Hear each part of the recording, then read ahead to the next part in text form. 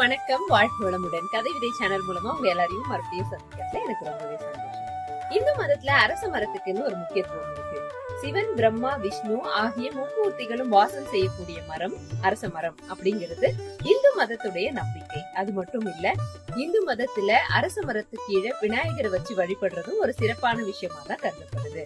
இந்து மதம் மட்டும் கிடையாது, புத்த மதத்திலையும் புத்தருக்கு ஞானம் கிடைத்த மரம் போதி மரம் அப்படிங்கிறது நமக்கு எல்லாருக்கும் தெரிஞ்ச விஷயம் தான். அந்த போதி மரம் ஒரு அரச மரம் அப்படிங்கிறது தான் உண்மை. அப்ப அரச மரத்துக்கான முக்கியத்துவம் அதிகரிச்சுக்கிட்டே இருக்கு. அது மட்டும் இல்ல, இந்திய அளவுல வழங்கப்படுகின்ற விருதுகள்ல மிக உயரிய விருதான பாரத ரத்னா விருது அரச மரத்துடைய இலை வடிவத்துல தான் வழங்கப்படுகிறது.